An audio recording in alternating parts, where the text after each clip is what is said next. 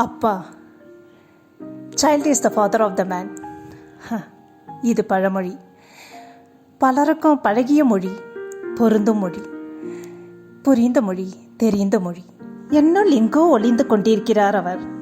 என்னை அறியாமல், எனக்கு தெரியாமல், எப்பொழுது என்று புரியாமல் என் மனதிலே, என் அருகிலே, நினைவுகளில், என் எண்ணங்களில் எங்கும் அவர் வியாபித்திருக்கிறார்.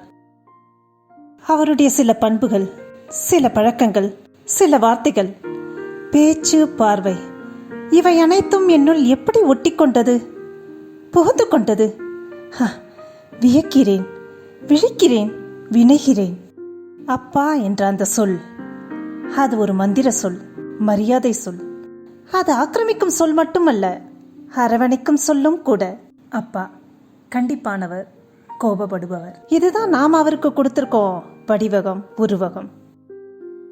ஆனால் அதை தாண்டி உள்ளே சென்றால் தாயின் பாசம் வெளியில் தெரியும், தந்தையின் பாசம் மனதில் விரியும். தாயின் வரிகளில் எளிதில் புரியும், தந்தையின் விழிகளோ வார்த்தைகளால் வரையும். தத்தி தவழ்ந்த போது தோளில் சுமந்தார், விரல்களை பற்றி நடக்க வைத்தார்.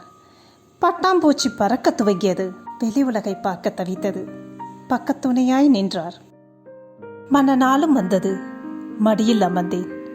உன் கண்களோ கலங்கியது, என் நெஞ்சோ கரைந்தது. வாயுடனும் வயிறுடனும் ஓடோடி வந்தேன். உந்தன் பார்வையில் 1000 ஒலிகளைக் கண்டேன். தவழ்ந்த பிள்ளையை உச்சி முகர்ந்தாய், தாலாட்டும் பாடினாய். நான் அதிசயித்தேன். கல்லுக்குள் ஈரமுண்டு, அப்பாவின் கண்ணுக்குள் பாசமுண்டு.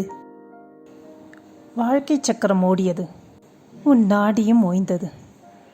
வசந்தங்கள் மாறியது, வருடங்கள் தாண்டியது. ஆனால் உன் நினைவலைகள் என்றென்றும் என் மனதில் நின்றது.